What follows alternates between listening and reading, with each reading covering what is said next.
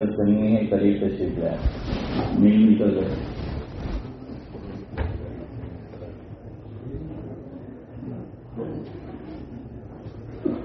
الحمد للہ وکفى وسلام علی عباده الذین اصطفى. اما بعد فقد قال الله تبارك وتعالى في القرآن المجيد والفرقان الحميد. فأعوذ بالله من الشيطان الرجيم. بسم الله الرحمن الرحيم. وذكر فإن الذكرى تنفع المؤمنين.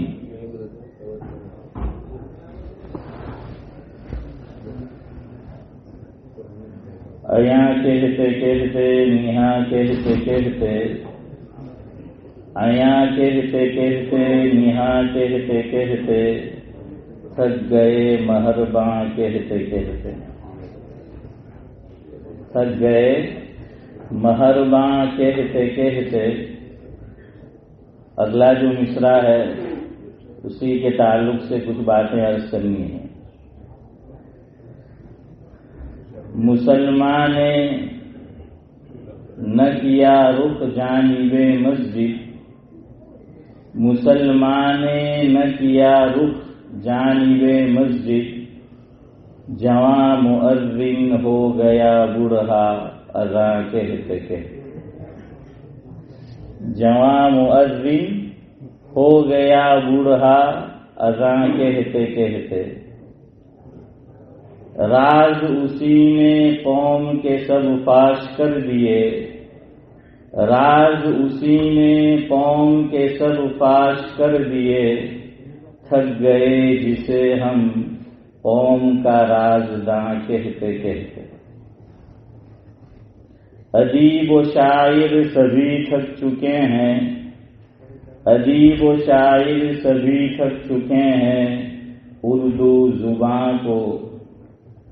اردو کو شیریں زباں کہتے کہتے. اور اب تو حافظ اور مولوی بھی تھک چکے ہیں. انگریزی اور انگلش کا بھوت سوار ہے. اس کی اہمیت سے کوئی انکار نہیں. ہماری نیو جنریشن ہے, میرے بھی بچے ہیں, سب کچھ ہے, کوئی انکار نہیں کرتا. انگلش ہونا چاہیے, انگریزی ہونی چاہیے, بیان بھی اس میں ہونا چاہیے, تعلیم بھی ہونی چاہیے, مکتب کی تعلیم بھی ہونی چاہیے. لیکن ہمارا گلہ صرف یہ ہے, آپ نے ناظرہ کی تعلیم میں سے اردو کو کیوں نکال دیا؟ بھائی اسکول کے اندر بھی تو دوسری لینگویج پڑھائی جاتی ہے تھوڑی بہت. تو کوئی فرینچ اختیار کرتا ہے, کوئی کچھ اور دیکھیے اردو زبان کو مکتب میں ہمارے بڑے بوڑھوں نے رکھا تھا, اس کا فائدہ دیکھیے. انڈیا پاکستان سے یا کہیں سے کوئی عالم اردو میں بیان کرتا ہے تو کبھی زکریا بھولا بیٹھا ہوا ہوتا ہے, کبھی اسماعیل علی بھائی بیٹھا ہوا ہوتا ہے, کبھی کوئی اور. تو وہ کیا کرتے ہیں, اردو کا انگلش میں وہ کرتے ہیں اور سمجھاتے. یہ تو کوئی دارالعلوم میں پڑھنے نہیں گئے. یہ اسی مکتب کی برکت کہ انہوں نے مکتب میں پڑھا, آج اردو کو سمجھ رہے ہیں. یہ حسین بھائی کا بیٹا بیٹھا ہوا ہے میرے سامنے. اب ان کا بیٹا بیٹھے گا تو نہیں سمجھے گا اردو کو. کیوں نکال دیا ہم لوگوں نے؟ کون اہمیت سے انکار کرتا ہے؟ اور یہ اردو کو نکال دینا اپنے اکابر سے کٹ جانا ہے. آگے چل کر ہندو پاک سے اکابر آئیں گے, یہاں کی نسل کیا سمجھے گی؟ آدمی نے پڑھا ہوا ہوتا ہے, سنا ہوا ہوتا ہے, تو کچھ نہ کچھ تو وہ سمجھتا ہے. یہاں بچے پیدا ہوئے ہیں, آپ دیکھ لیجئے جو بنگلہ دیش کے مسلمان ہیں وہ گھروں میں بچوں کو بنگلہ سکھاتے ہیں. وہ جانتے ہیں بنگلہ زبان کو. جو پاکستان کے حضرات ہیں وہ اردو سکھاتے ہیں, وہ اردو جانتے ہیں. عمران اتنی اچھی بولتا ہے کہ مجھے شرم آتی ہے. کیوں؟ وہ گھر کے اندر جو ہے وہ سکھایا گیا. تو آپ نے مکتب سے نکال کے رکھ دیا, گھروں میں سے اپنی زبان کو نکال کے رکھ دیا. وہ آگے چل کر مسجد سے بھی نکالنا چاہتے ہیں. نکال دو, کیا فرق پڑتا ہے؟ پھر تمہیں وہی پروڈکٹ ملے گا کہ ان کی باتوں سے تمہیں دلوں کو تسلی نہیں ہوگی، چونکہ پھر اکابر دیوبند کا جو نہج ہے وہ انہوں نے پڑھا ہی نہیں ہے، کیونکہ وہ زبان ہی نہیں آتی، وہ کیسے پڑھیں گے؟ آپ کم از کم مکتب میں 1 دن 2 دن جو ہے وہ رکھ چھوڑتے اردو کو۔ اب کہتے ہیں کہ بھائی مکتب میں یہ ہوتا ہے کہ شمالین بچے بھی آ رہے ہیں، ایجپشین بھی آ رہے ہیں، عرب بھی آ رہے ہیں، دوسرے بھی آ رہے ہیں، ارے مت سکھاؤ ان کو، 1 دن وقف کرو اپنی نسل کے لیے۔ وہ جو بچے پڑھنے آتے ہیں وہ مسجد میں تھوڑی آتے ہیں، شمالین بچے ہیں، ایجپشین بچے ہیں، عرب بچے ہیں، وہ اپنی مساجد میں جاتے ہیں، وہ اپنی لینگویج جانتے ہیں۔ تمہاری اور میری اولاد کو اسی مسجد میں نماز پڑھنے آئے گی، اور یہیں سے اردو کا صفایا کر دیا تو پھر بات ختم ہے۔ عربی زبان کے بعد سب سے زیادہ علوم یہ اردو زبان کے اندر ہے، اور جتنی مٹھاس، شیرینی، لذت اردو زبان میں کسی میں نہیں ہے۔ عربی کی تو اپنی ایک شان ہے، اس کو ہم مستثنا رکھیں گے عربی زبان کو، وہ تو قرآن کی زبان ہے۔ بہرحال مقطع میں آپ پڑھی تھی سکون گسترانہ بات، تو وہ درمیان میں نے کہہ دی۔ ادیب و شاعر سبھی تھک چکے ہیں، اردو کو شیریں زباں کہتے کہتے، زمانہ بڑے غور سے سن رہا تھا، زمانہ بڑے غور سے سن رہا تھا، ہم ہی تھک گئے داستان غم کہتے کہتے۔ تو میں تو تھک گیا، کچھ بول دیا آپ کو۔ یہ مصرع اگلی جو میں نے بات کہی اس کی ترجمانی ہے۔ اب کبھی ٹھنڈے دل سے غور کرنا، اس کے فوائد نہیں ہیں، نقصانات ہے۔ اور رمضان المبارک میں بھی ہماری مسجد والے بھی پروگرام رکھے، آدھے آدھے رکھو، کچھ انگلش والے تو کچھ اردو والے، اس لیے کہ ابھی اردو کو جاننے والا مجمع موجود ہے۔ آپ ایک ہی طرح کا انتظام کرو گے تو ان کا کیا ہوگا؟ گھروں میں بڑی بوڑھی مائیں بہنیں ہیں، خواتین ہیں جو انگلش نہیں جانتی، اردو جانتی ہے، اور وہ انتظار کرتی ہے کہ بھئی کب ریسیور سے دین کی باتیں ہم اردو زبان میں سنیں۔ میں اپنی کوئی بڑائی کے لیے نہیں کہہ رہا، اللہ کے گھر میں بیٹھا ہوں، ابھی سفر ہوا انڈیا کا، تو کچھ لوگوں کے میسیجز آئے، فون آئے کہ مول صاحب ہمیں تو آواز ہے، تمہیں کہہ رہا ہوں، میں نے کہہ رہا میں ہم رہیں۔ تو اسی طرح اردو زبان میں رمضان میں بھی مجمع موجود ہے جو انتظار کرتا ہے، تو اس لیے بیلنس رکھو۔ فلاں مسجد یہ کر رہی ہے، فلاں مسجد یہ کر رہی ہے، کرنے دو ان کو، تم اپنا ماحول دیکھو، تم اپنا مجمع دیکھو، تم اپنے سامعین کو دیکھو، اور پھر فیصلہ کرو۔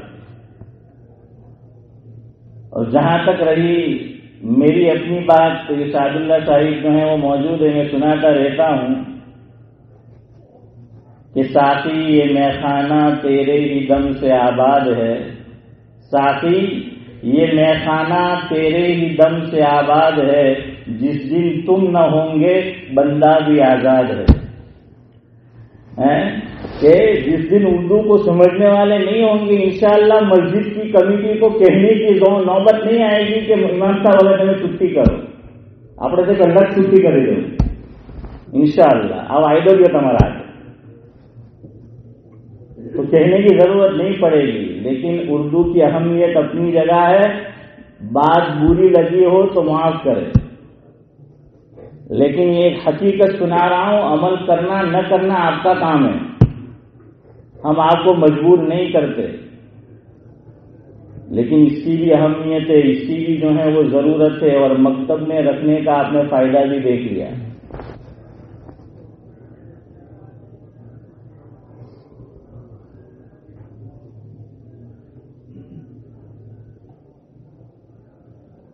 یہ فاروق بھائی کی نظر ہے، جو سلیقے سے فضا میں رس گول سکتے ہیں، جو سلیقے سے فضا میں رس گول سکتے ہیں، ابھی کچھ لوگ ہیں جو اردو بول سکتے ہیں. تو بہرحال اس لیے یہ چلتا رہے گا.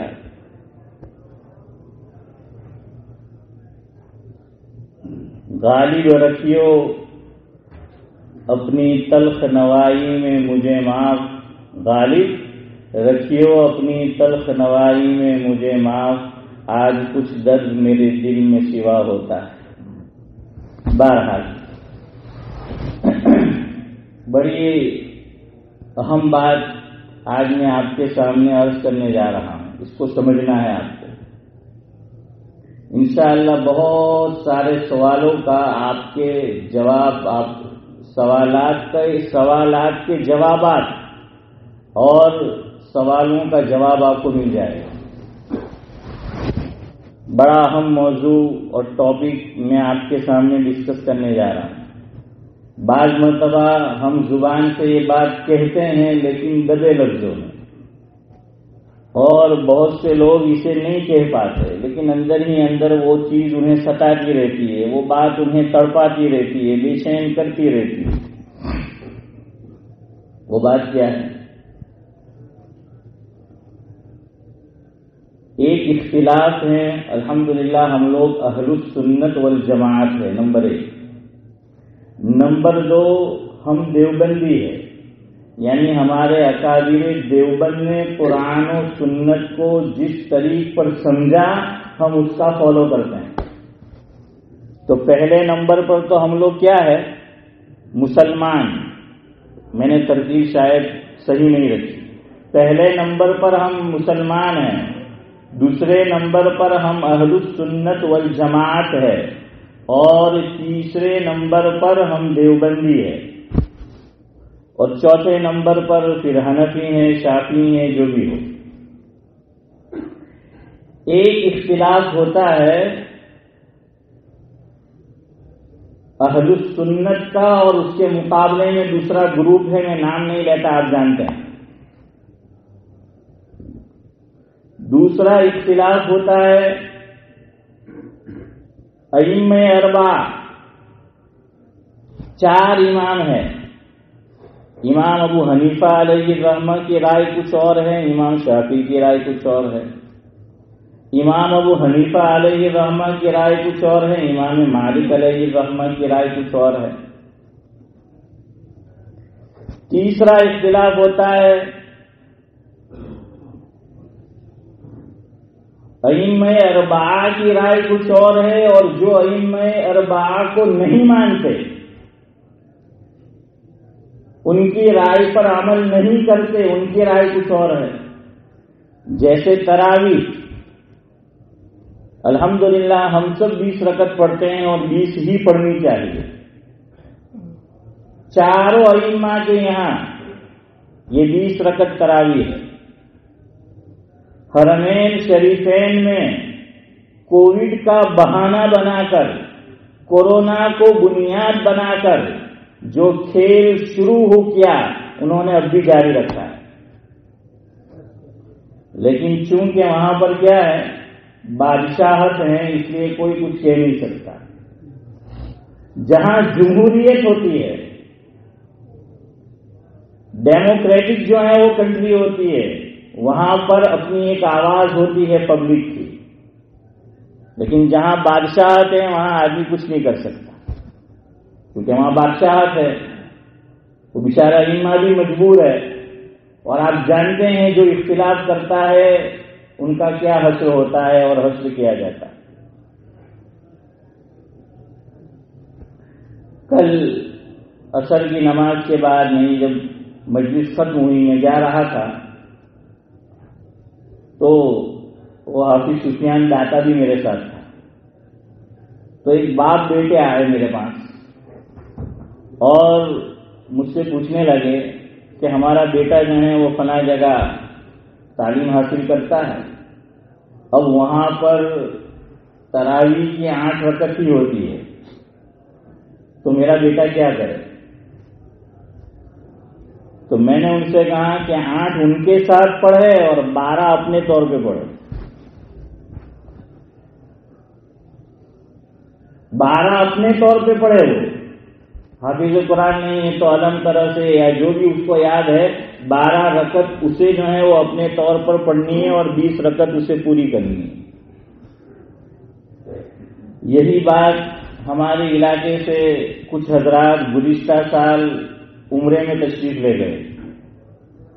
اب وہاں حرمین شریفین میں وہ موجود تھے، حرم شریف میں، وہاں سے واٹس ایپ پہ میرے میسج آیا اور انہوں نے پوچھا کہ مول صاحب یہاں تو 20 رکعت نہیں ہو رہی ہے، اب ہم کیا کریں؟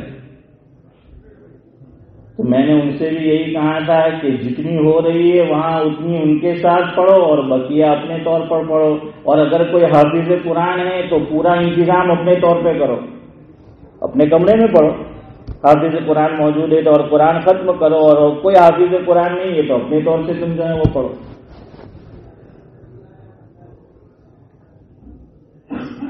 ہمارے اکابر ایسا کرتے تھے، ایسا کوئی مسئلہ درپیش ہو جاتا تھا۔ اب حرمین شریفین میں آپ جانتے ہیں وہاں کا ایک الگ انتظام ہے، آپ وہاں جو چیز ہو رہی ہے اس سے ہٹ کر کچھ کرنا بھی چاہے تو سوچنا پڑتا ہے۔ حضرت شیخ الحدیث مولانا محمد زکریا صاحب نور اللہ مرقدہ فضائل میں جن کی کتاب ہم پڑھتے ہیں تعلیم میں، اور سابق مفتی اعظم اور مفتی ہند حضرت مولانا مفتی محمود حسن صاحب گنگوئی رحمۃ اللہ علیہ، حضرت شیخ سے ان کا تعلق تھا،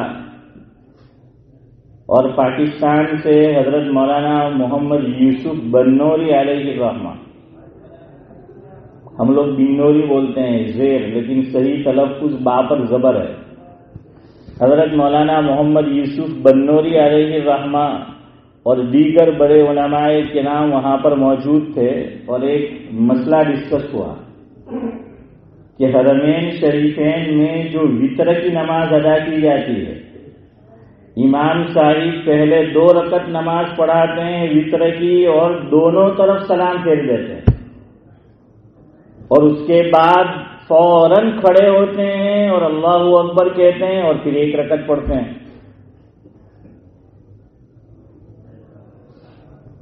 اچھا یہ بھی یاد رکھے، یہ بھی سنت کے مطابق عمل نہیں ہے جو حرمین شریفین کے ائمہ اتنی لمبی دعا کرتے ہیں،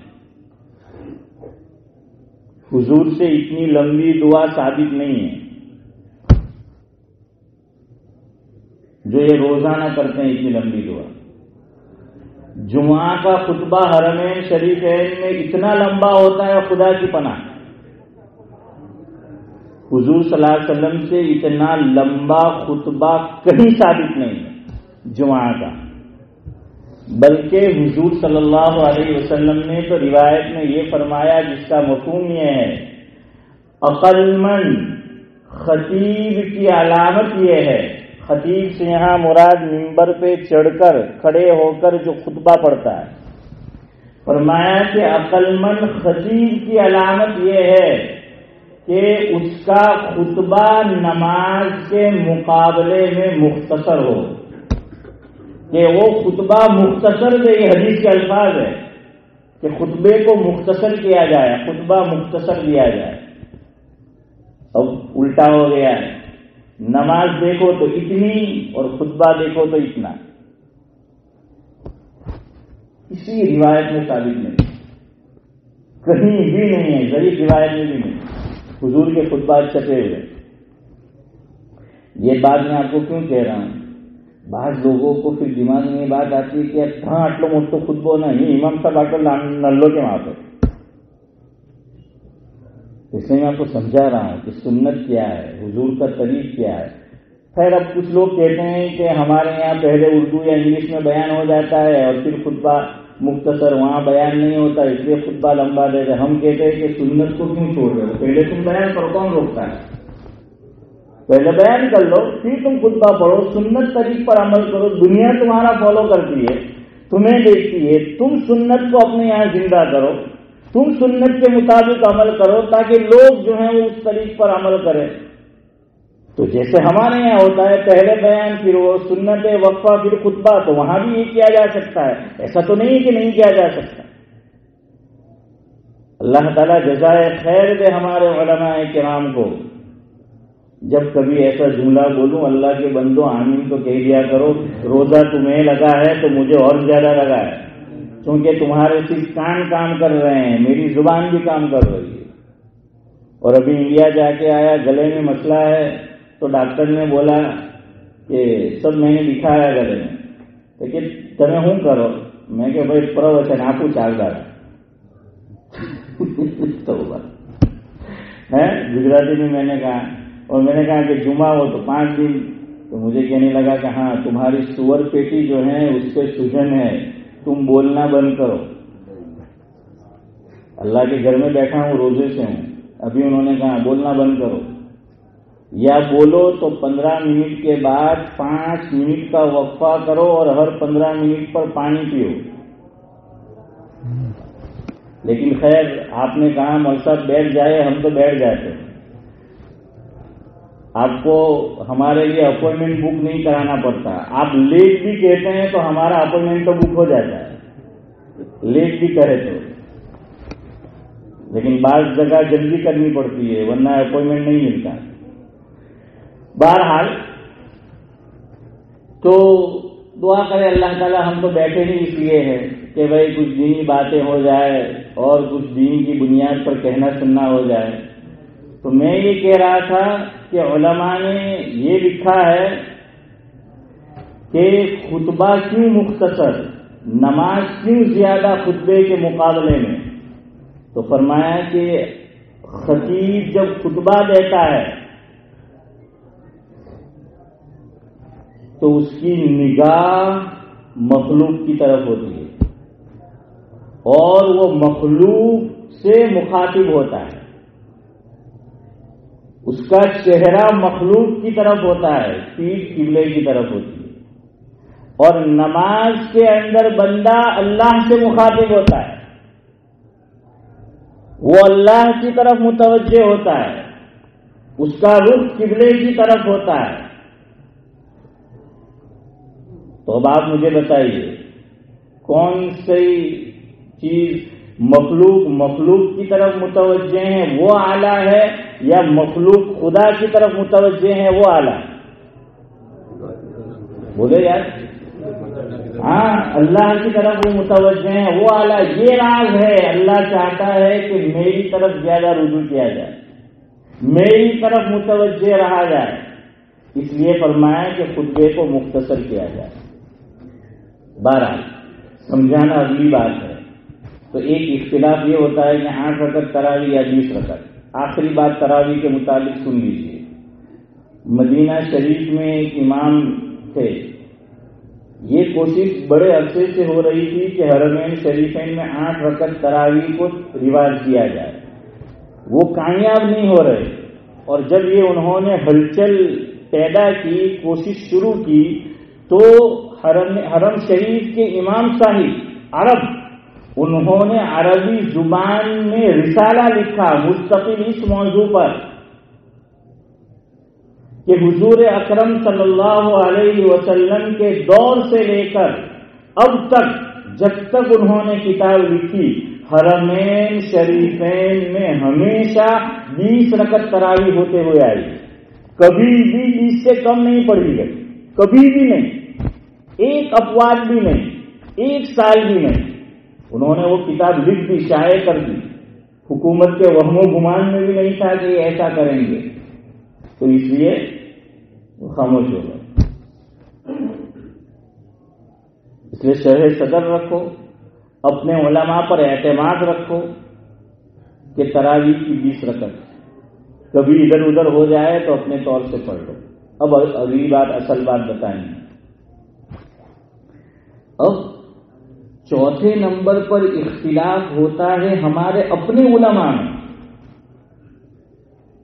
حنفی ہے، دیوبندی ہے، اور ہمارے علماء کا اختلاف، ایک مسئلہ ہے، دو رائے ہے۔ اب بعض لوگ کہتے ہیں کہ مول صاحب હવે આપણે જાય તો જાય કાં હે ફારૂકભાઈ? હવે બોલવા વાળા કે મોલ સાહેબ આ તો એક જ મસલો, એક જ રકમનો છે મસલો. તો એક અમુક ઉલામા આપણા આ એમ જાય ને અમુક ઉલામા એમ જાય, અમુક ઉલામા એમ કે, અમુક ઉલામા એમ કે, તો હવે આપણે જાય તો જાય કાં? આપણે કોની વાત પર અમલ કરે? और बात उनकी सही है.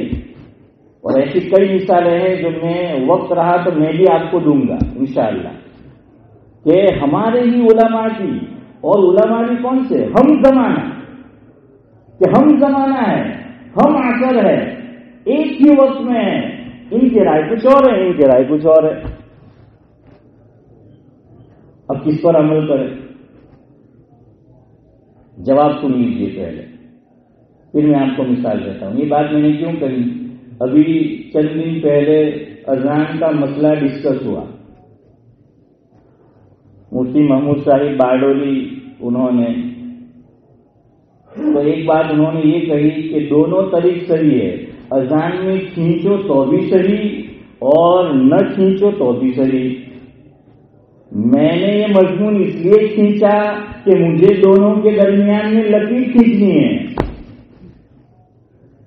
वरना उनकी बात का कोई गलत मफहूम ले सकता है. उन्होंने तो बात मुतलक कही, लेकिन बाज़ मर्तबा मेहमान कोई आलिम आता है, मुतलक बात कहता है, समझने वाले कुछ समझते हैं, वो तो कह के चला जाता है. तो जिम्मेदारी हम मकामी उलमा की होती है कि जो तशरीह बाकी रह गई है वो हम आपको समझाएं. ठीक है उनकी ये बात कि अजान में खींचा तो भी सही, न खींचा तो भी सही, लेकिन खींचने का मतलब ये नहीं कि मन में जितना आवे उतना खींचता रहे, कि जितना लंबा सांस खींचता रहे. 15वीं शाबान के बयान में भी मैंने आपको बताया था कि हय्या अलस सलाह की हालत यही होती है. हय्या अलस सलाह,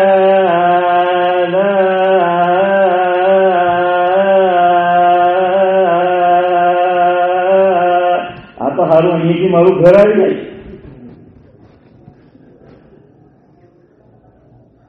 ये गलत तो नहीं हो सकती है. शरीयत में हर चीज की एक तहदीद है, एक बाउंड्री है. आप खींच तो सकते हैं, लेकिन वहां भी तहदीद है कि कितना खींच सकते हैं. ये नहीं कि जितना जी में आया उतना खींच सकते हैं. उसकी भी बाउंड्री है, उसकी भी हद है, उसको जानना जरूरी है. मुझे असल यही बात समझानी. और वक्त रहा तो मैं किताब लेकर आया. वो किताब अच्छी है, इम्तियाज भाई के पास हम मंगवाएंगे, और उसमें से वो मैं अजान वाला फतवा आपको पढ़ के सुनाऊंगा. इंशाअल्लाह बात क्लियर हो जाएगी. पहले एक जवाब समझ लीजिए जो हम सबको काम देगा. ऐसे मसाइल हैं, ऐसे कई मसाइल है, ऐसी कई बातें हैं जिसमें हमारे अपने उलमा की अलग अलग राय है. अब अलग अलग राय क्यों होती है उसकी भी वजह है, वो भी मैं आपको बताऊंगा. उसकी भी वजह है, उसका भी रीजन है, कारण है कि अलग अलग राय क्यों हुई. पहले जवाब सुन लीजिए, उसके 4 जवाब आते हैं. कितने हैं? 4. कि हमारे, मैं फिर दोहराता हूं, हमारे अपने उलमा का, उलमाए देवबंद का किसी मसले में इख्तिलाफ राय हो जाए, एक ही मसला है और 2 राय है, तो हम किस पे अमल करें? नंबर 1, दारुल देवबंद का ये फतवा, उसमें ये लिखा है कि जब अपने ही मसलक के उलमा में किसी मसले में इख्तिलाफ राय हो जाए, एक ही मसला है 2 राय है, तो देखो कि उसमें सबसे ज्यादा फकीह और बड़ा आलिम कौन है. 2 आलिम होंगे, एक ये बात कहेगा, एक ये बात कहेगा. तो देखो दोनों को इल्म के तराजू में तोलो कि कौन ज्यादा फकीह है, किसकी नजर फतावा पे ज्यादा है, फिक़ह में जो माहिर है, कौन ज्यादा इल्म रखने वाला है. अगर तुम फैसला कर सकते हो तो उस पर अमल करो फैसला करके. لیکن بعض مرتبہ عوام اس کا فیصلہ نہیں کر سکتی کہ بھئی کیسے کرے. چلیے آگے چلیے. دوسرا، دونوں طرف علماء فقہ اس میں بھی برابر ہے، یہ بھی چوٹی کے عالم، یہ بھی چوٹی کے عالم، دونوں فقیہ ہے، دونوں عالم ہیں، ہم فیصلہ نہیں کر سکتے. تو دوسرے نمبر پر یہ کرو، روز مرہ کے مسائل میں جس عالم کی بات پر یا جن علماء کی بات پر میں اور آپ عمل کرتے ہیں ان کی قول پہ عمل کرو. سمجھ آئے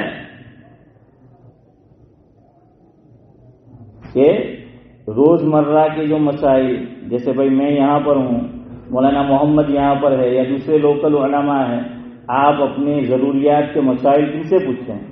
ان سے. تو اب ان کی جو رائے ہے اس پہ آپ عمل کرو. نمبر 3، اختلاف رائے ہمارے علماء میں ہو جائے، ایک ہی مسئلہ ہے، دو رائے ہے، تو دیکھو زیادہ علماء کس طرف ہے اور کم کس طرف. جس کو کہا جاتا ہے اصطلاح میں، علمی اصطلاح میں جمہور. کیا کہتے ہیں؟ جمہور. کہ جمہور کس طرف ہے، یعنی زیادہ تر علماء کس طرف ہے. عوام کو نہیں دیکھنا ہے، علماء کو دیکھا جائے کہ زیادہ تر علماء کس طرف ہے اور اس کے مقابلے میں کم کس طرف ہے. جس طرف زیادہ علماء ہو اس قول کو لے لو.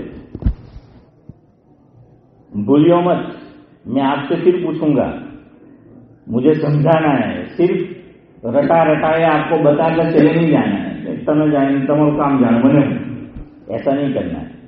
کیونکہ ایک چیز آپ کو انشاءاللہ زندگی بھر کام دے گی اور بہت کام دے گی.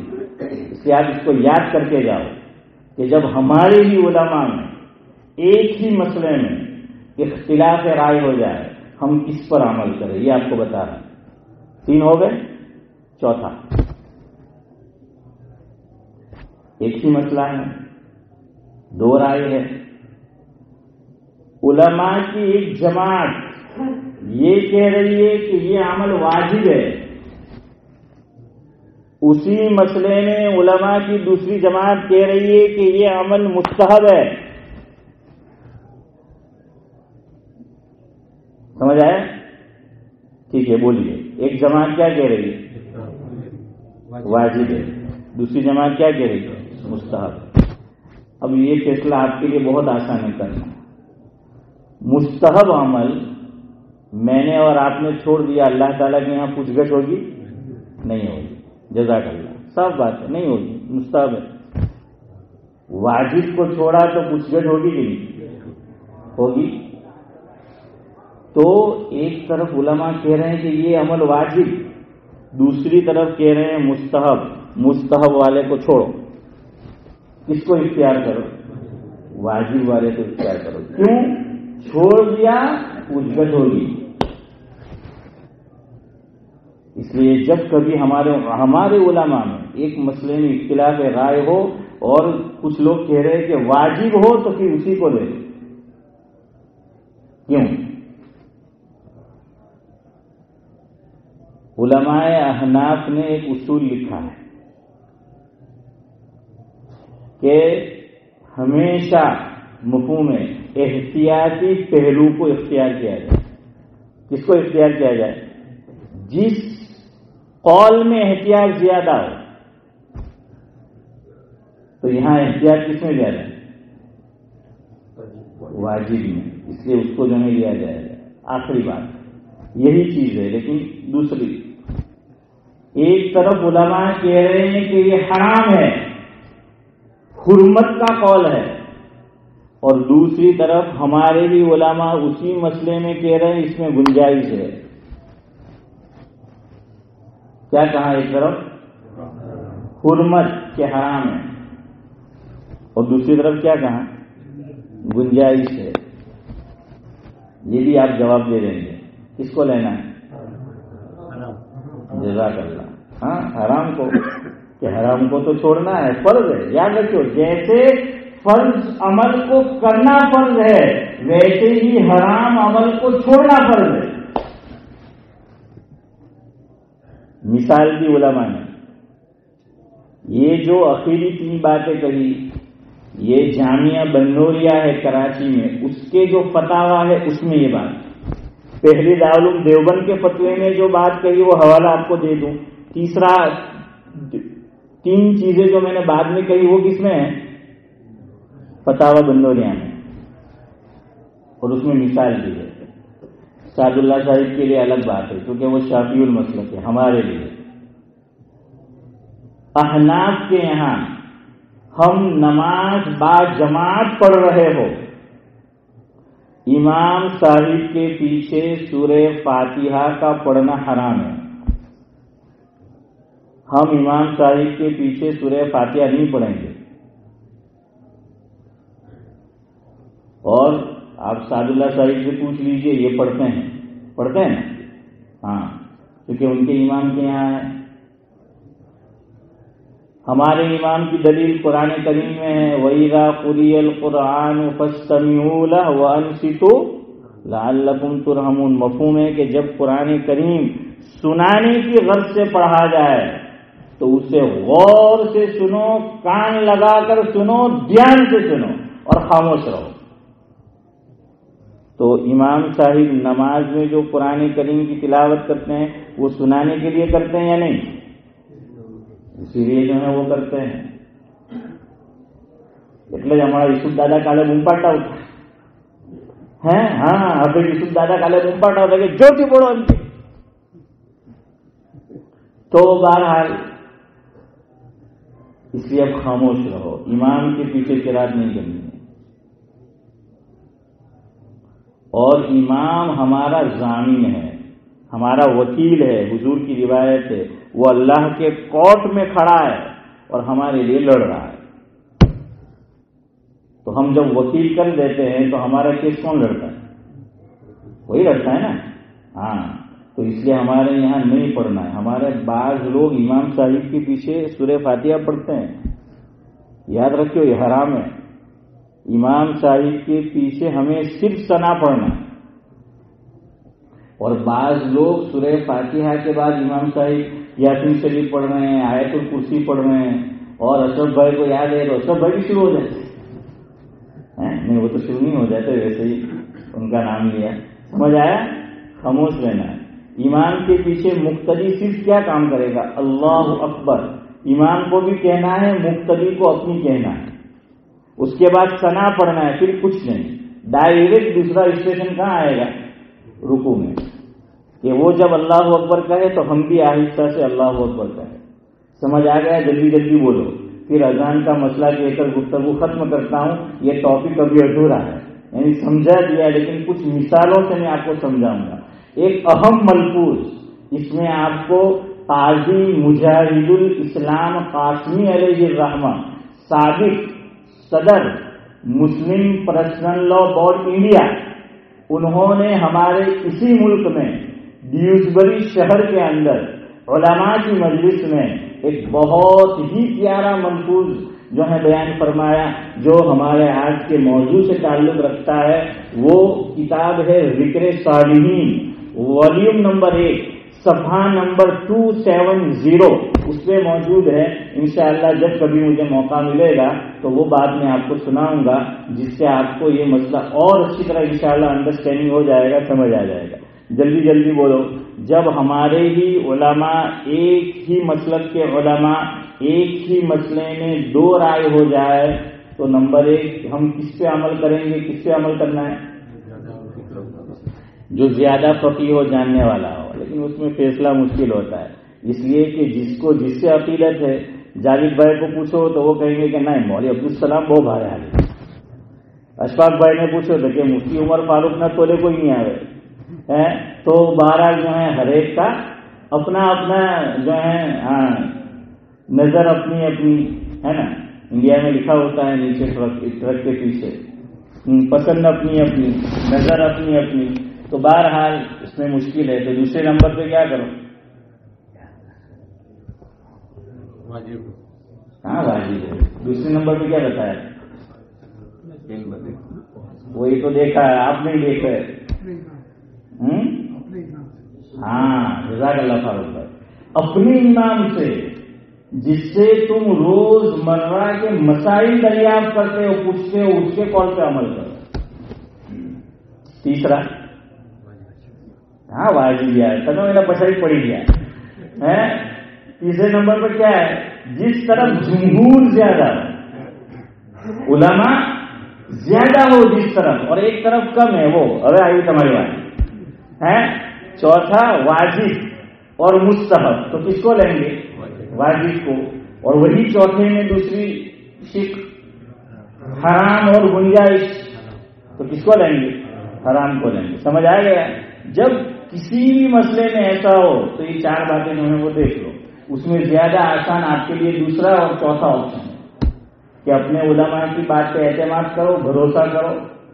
આપણે તો શું થાય હે આસિમભાઈ, આપણે આખું વર્ષ મહેનત કરે ને રમઝાનમાં ઇન્ડિયા પાકિસ્તાન કેસેથી બોલાવે ને આપણે જે મસલા બયાન કરે ને પાકિસ્તાન મલસાને પૂછે ચાલો આપણા ઇમામ સાહેબ થયું કે ખબર નહીં બરાબર હતું કે મેં કે આટલી ઘટી ગઈ હે. રાતભર મહેનત કરીને બયાન કરો અને વીકમાં 4 દાડા સંભળાવો તો બી આપણો હકીકતમાં નહીં થાય. એ પાછા પૂછે જ તમને. تو بہرحال یہ دوسری شکل آسان ہے. اور چوتھی شکل آسان کہ واجب یا مستحب، حرام یا گنجائش. اب وہ فتوے کو سنانے کا موقع نہیں رہا، یا سن لینا ہے آپ کو؟ آج سننا ہے؟ لاؤ.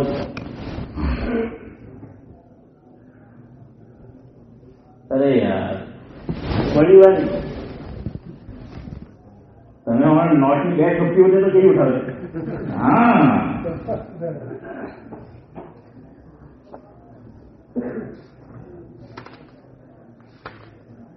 دیکھو یہ کتاب کا نام ہے حیات ابرار. یہ کس کی ہے؟ ہمارا ابو سمجھ چچا جانتے ہیں، مولانا ابرار الحق صاحب ہردوئی رحمۃ اللہ علیہ. ان سے انہوں نے اذان سیکھی تو ان کے حالات ہے. دلیاوی نہیں، ہردوئی یوپی میں. لکھنے والے کون ہیں؟ یہاں آتے تھے شہید مینا جن کو کہا جاتا ہے، حضرت مولانا مفتی محمد فاروق صاحب میرٹھ کے رحمۃ اللہ علیہ. قاری صاحب جانتے ہیں، ہماری مسجد میں بھی تشریف لائے. انہوں نے یہ اس کو لکھا. اس کے اندر گجرات کا دارالعلوم دیوبند، یا کہہ لیجیے کہ ہندوستان کا دیوبند ثانی، یعنی جامعہ اسلامیہ تعلیم الدین دابیر سملت میری اور قاری صاحب کی مادر علمی، تو وہاں کا فتویٰ ہے اس میں. اب اذان کے اندر ہمارے اکثر علماء ایک کی طرف ہے. یہ حضرت مولانا ابرار الحق صاحب ہردوئی رحمۃ اللہ علیہ نے ایک الگ روپ اختیار کیا اذان میں. وہ کہتے تھے کہ کھینچنا ہی نہیں ہے، مت نہیں کرنا. آپ ابو سمجھ کے جائیں تو اذان پڑھوا لیں جیسے وہ دیتے ہیں.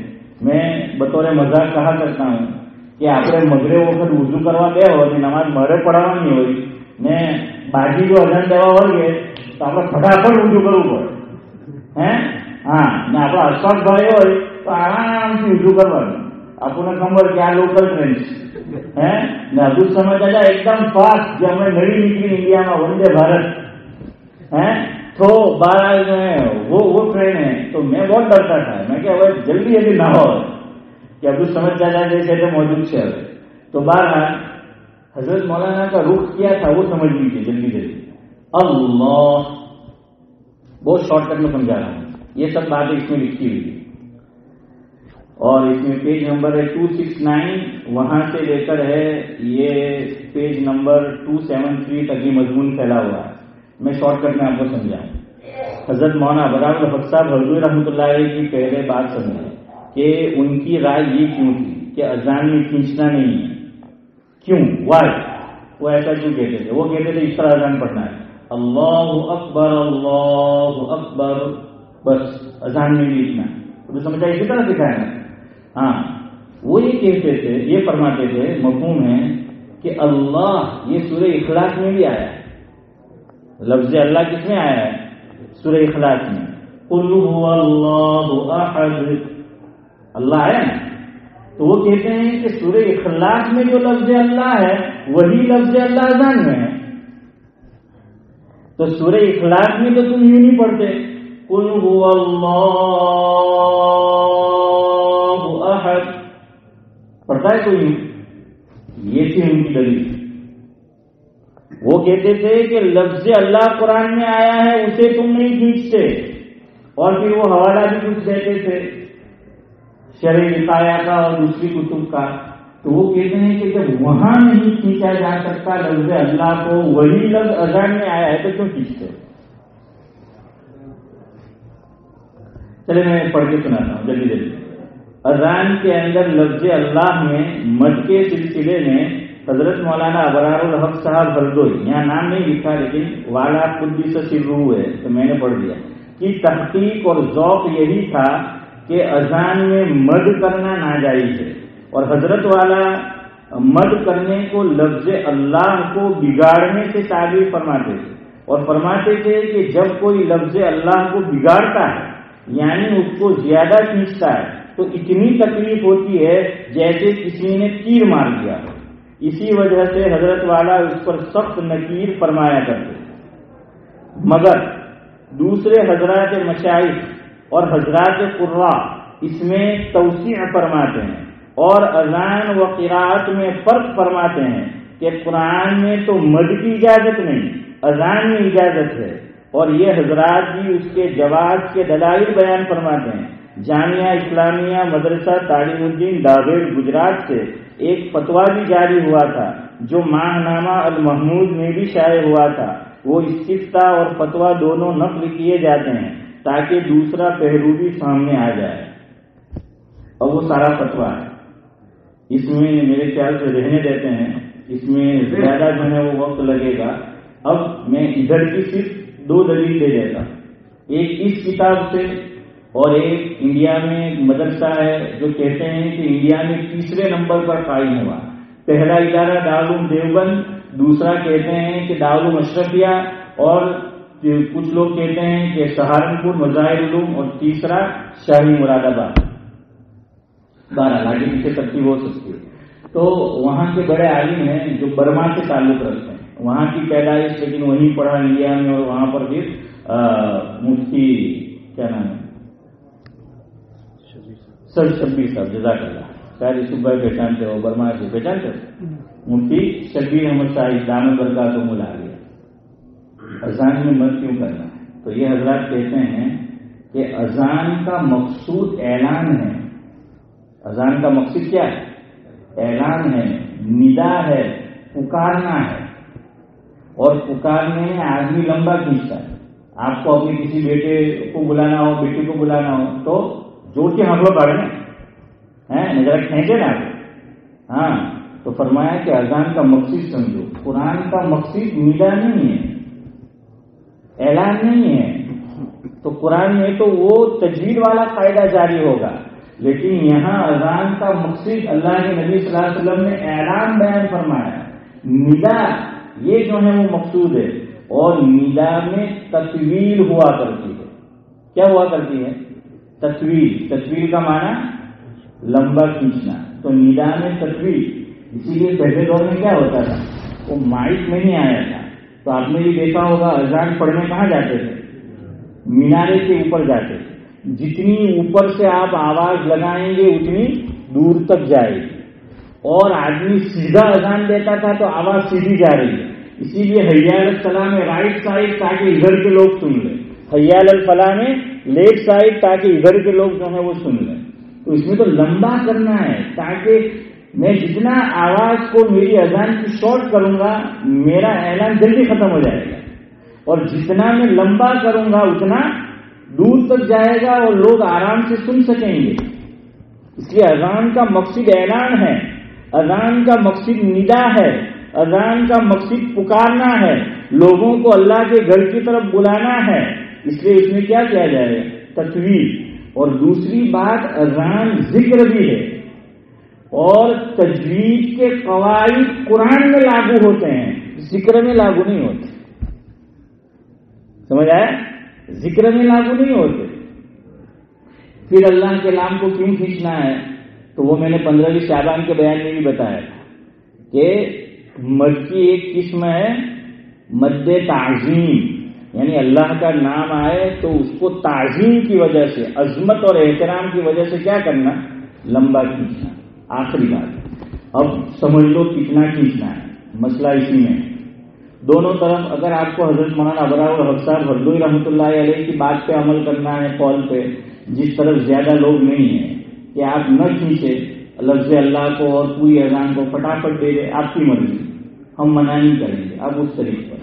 لیکن جو مقصود ہے اذان کا وہ حاصل کس سے ہوگا؟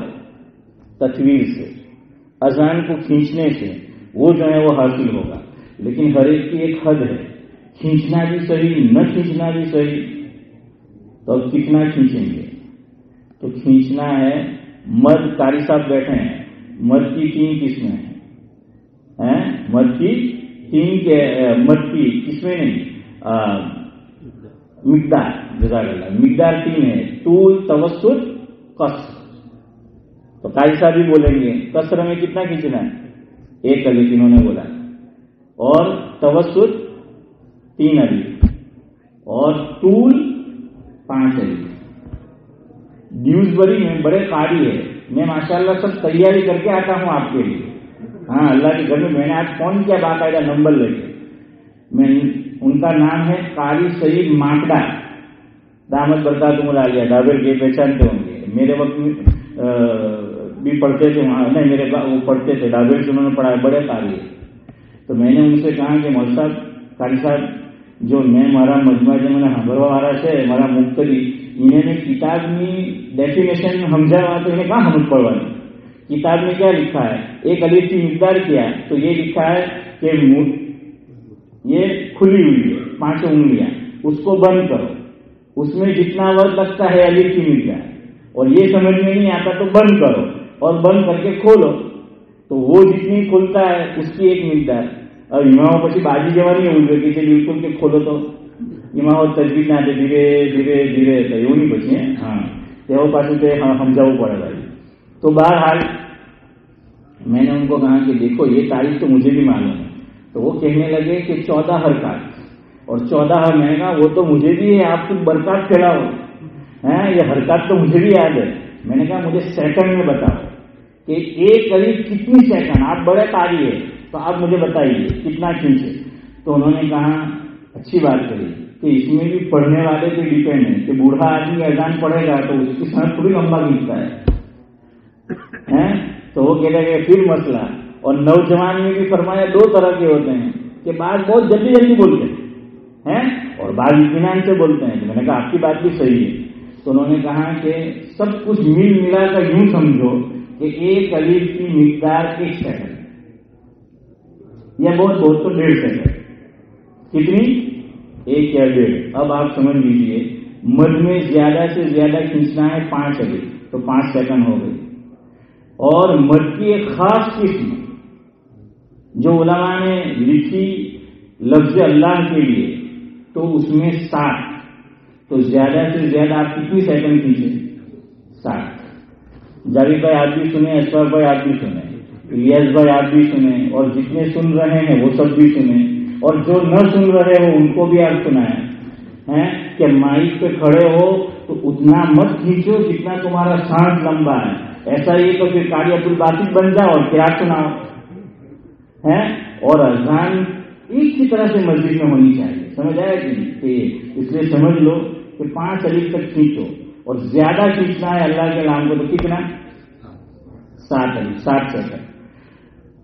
اللہ اکبر، اللہ اکبر، اس میں تو اللہ آ گیا تو اس کو کھینچیں گے. اشہد ان لا الہ الا اللہ، اس میں بھی عقید میں اللہ ہے. محمد الرسول اللہ، اس میں بھی عقید میں اللہ ہے. اس کو تو تینوں آپ یکساں کھینچ لو. مسئلہ بھی واپس حی علی الصلاۃ، حی علی الفلاح اور الصلاۃ خیر من النوم فجر میں دارالدیوبند کا فتویٰ پوچھا گیا مسئلے میں کہ بھائی ہم حی علی الصلاۃ میں کتنا کھینچ سکتے ہیں، حی علی الفلاح میں کتنا کھینچے، الصلاۃ خیر من النوم میں بھی الصلاۃ ہے.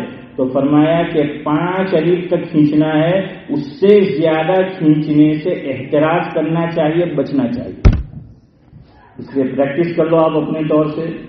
عبدالصمد چچا پڑھیں گے، ان کی مرضی مولانا ابرار الحق صاحب ہردوئی کی طرح جلدی جلدی، اور اصل مقصود جو ہے پسندیدہ وہ آپ 5 علی 7 علی. ورنہ یہ نہ کرے کہ آپ جب تک آپ کا سانس چلتا ہے وہاں تک آپ چلتے ہی رہتے ہیں. تو دیکھیے اس کی مقدار سمجھ آ گئے کتنا کھینچنا ہے، 5 یا 7. بس آج ہمارا تھا اتنا ہی ساتھ. یار زندہ صحبت بات ہے انشاءاللہ.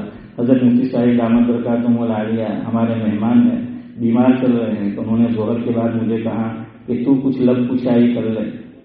یہ ان کے لفظ نہیں میرے. تو میں نے کہا ٹھیک ہے آپ آرام فرمائیں. ہمارے بزرگ دعا دیا کرتے تھے بیمار کو، وہ میں حضرت کے لیے دیتا ہوں، آپ آمین کہہ دیں.